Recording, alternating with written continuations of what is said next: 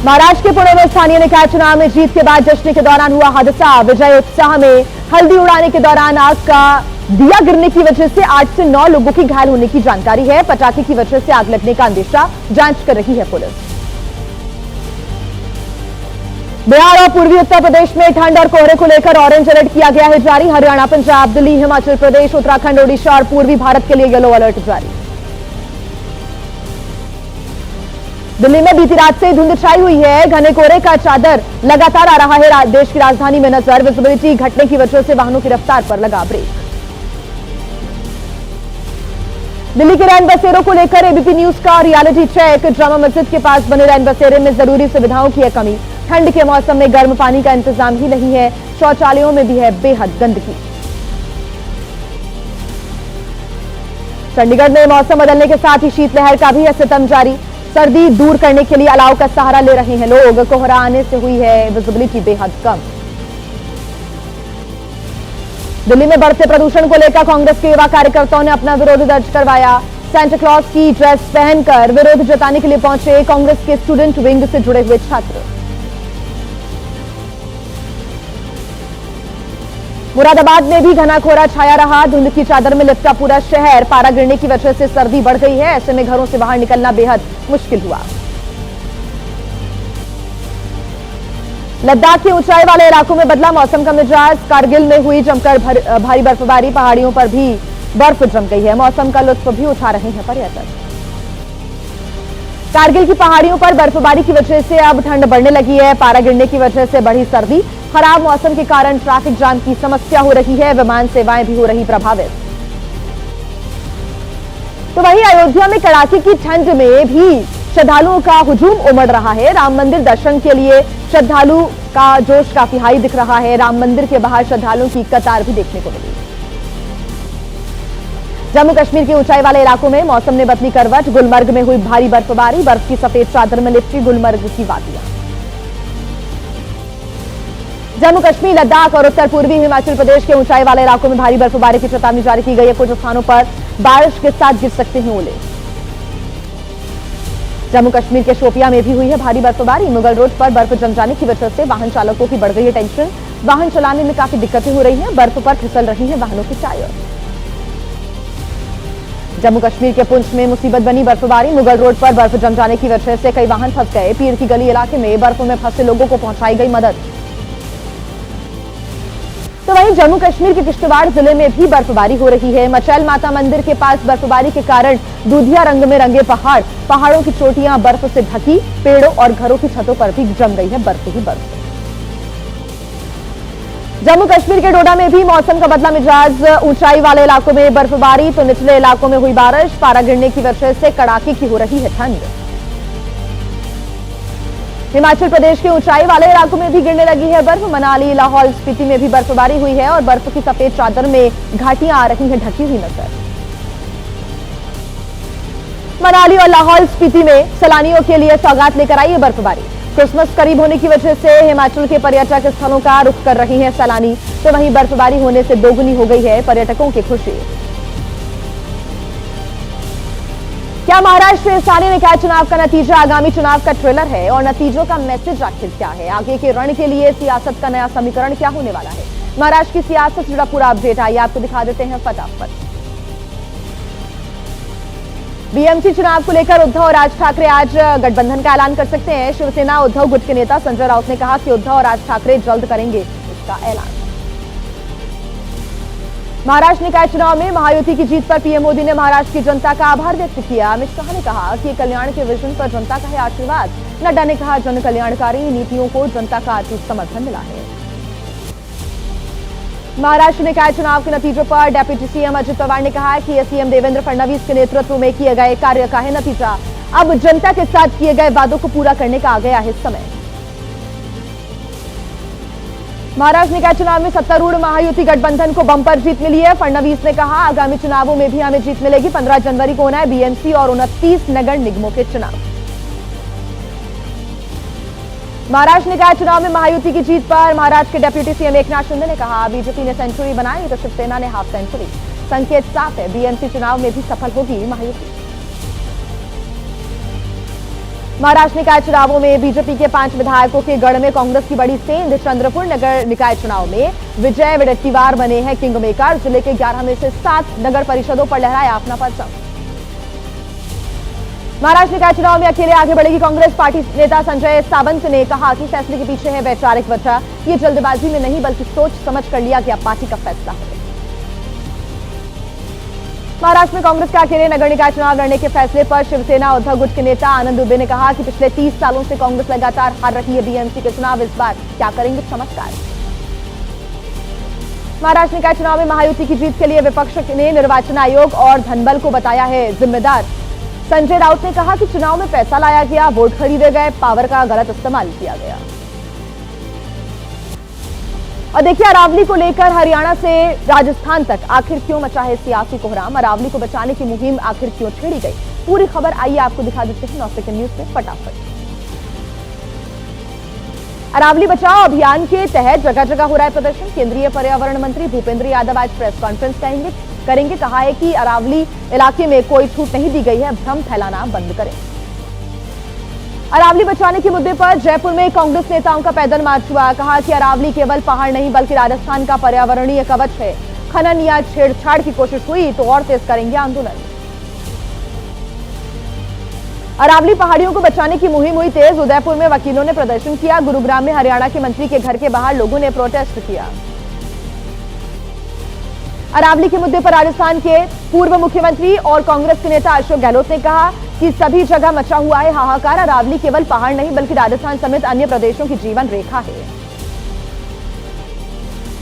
अशोक गहलोत पर बीजेपी नेता राजेंद्र राठौड़ ने भ्रम फैलाने का आरोप लगाया। कहा कि अरावली और खनन पट्टों को लेकर झूठ बोल रहे हैं गहलोत के राज में ही जारी किए गए थे तकरीबन 700 पट्टे।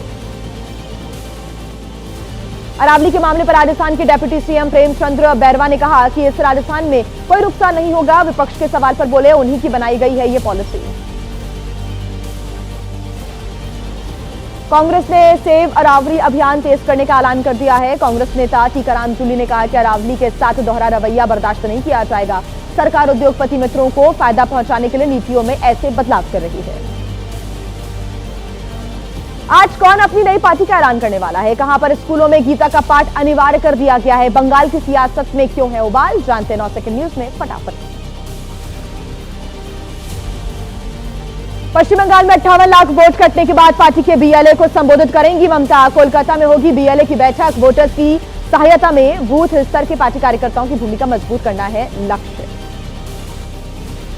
टीएमसी से निलंबित नेता हुमायूं कबीर पश्चिम बंगाल में आज अपनी नई पार्टी का ऐलान करने वाले हैं। रैली में लाखों लोगों के जुटने की संभावना है। दूसरी पार्टियों से गठबंधन का पहले इरादा जाहिर कर चुके हैं Humayun Kabir. Indian statistical institute के छात्रों से राहुल गांधी ने की मुलाकात। कहा कि छात्रों ने बताया थोपा जा रहा है प्रशासनिक और वैचारिक हस्तक्षेप। संघ की विचारधारा से नियंत्रित किया जा रहा है सिलेबस और रिसर्च। उत्तराखंड के सरकारी स्कूल्स में गीता के श्लोकों का पाठ होगा अनिवार्य। सीएम धामी के निर्देश पर शिक्षा विभाग ने लिया फैसला। कहा कि छात्रों को भारतीय संस्कृति, नैतिक मूल्यों और जीवन दर्शन से जोड़ना ये लक्ष्य है हमारा। हिजाब विवाद में केंद्रीय मंत्री मांझी ने बिहार के सीएम नीतीश का बचाव किया है। कहा है कि 20-25 साल के लड़के होते तो कह सकते थे कि इरादा गलत है। 74 साल के बूढ़े आदमी कह रहे हिजाब पहनकर ड्यूटी कैसे करोगे। राष्ट्रपति द्रौपदी मुर्मू ने विकसित भारत जी राम जी विधेयक 2025 को मंजूरी दे दी। अधिसूचना जारी हो गई है। पिछले हफ्ते विपक्ष के विरोध के बीच संसद से पारित हो गया था बिल। केंद्रीय कृषि मंत्री शिवराज सिंह चौहान ने विकसित भारत जी राम जी अधिनियम के बारे में गलत जानकारी फैलाने का आरोप लगाया। कहा है कि ये मनरेगा से एक कदम आगे की योजना है। हम चाहते हैं गांव का विकास हो। वीबी जी राम जी अधिनियम पर कहा कांग्रेस अध्यक्ष मल्लिकार्जुन खड़गे ने कि गरीबों को अमीरों का गुलाम बनाना चाहती है सरकार। अधिनियम केवल सरकार की मदद कर रहा है।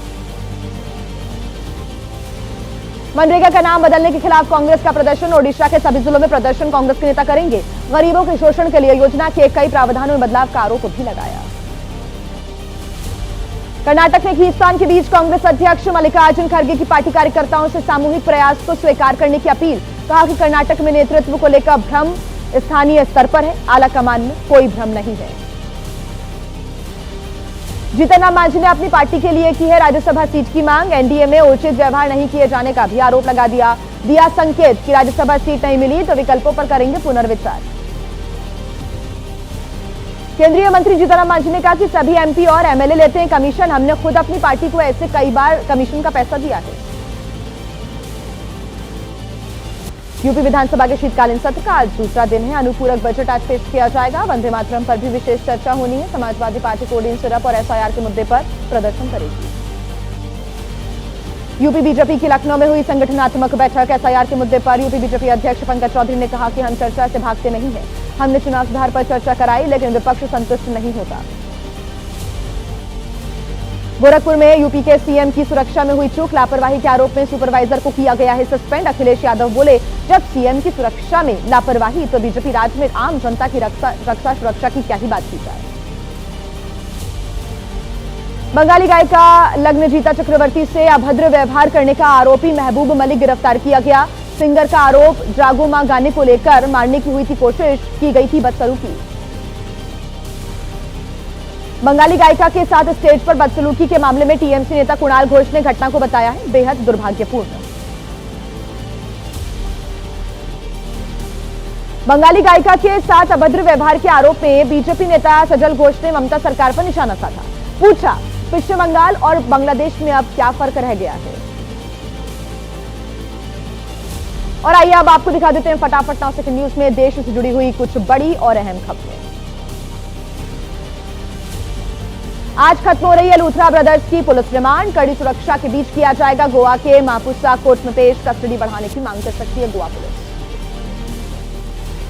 ग्रेटर नोएडा में आज किसानों की होगी महापंचायत। भारतीय किसान यूनियन के नेता राकेश टिकैत भी होंगे शामिल। किसानों के मुताबिक सरकार उनकी मांगों को कर रही है अनदेखा, इसलिए विरोध में बुलाई गई है महापंचायत। दिल्ली में शुरू हो गई है गणतंत्र दिवस 2026 परेड को लेकर रिहर्सल। परेड की रिहर्सल कर रही हैं अलग अलग टुकड़ियां।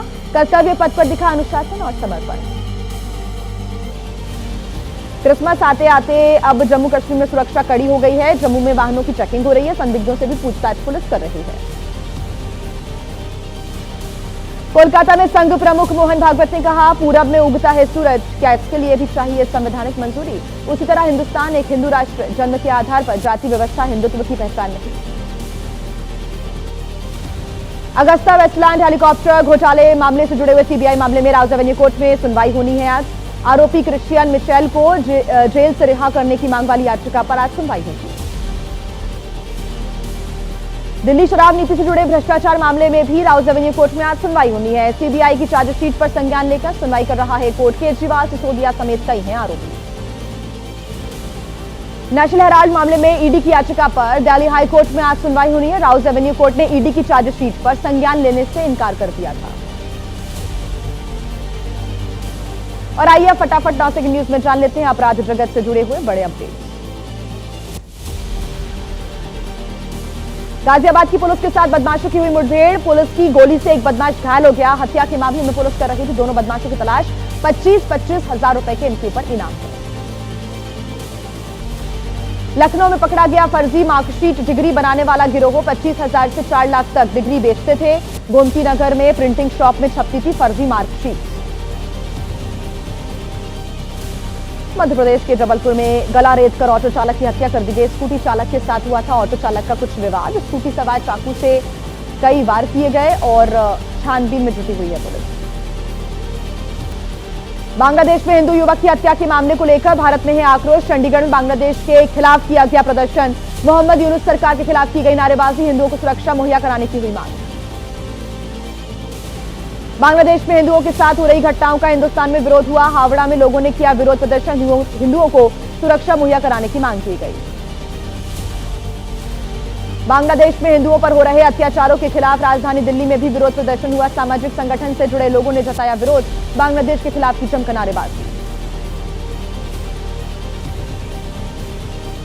बांग्लादेश में हिंदुओं पर अत्याचार को लेकर केंद्रीय मंत्री जीतन राम मांझी का बयान। कहा कि इंदिरा गांधी से भी हुई बड़ी भूल।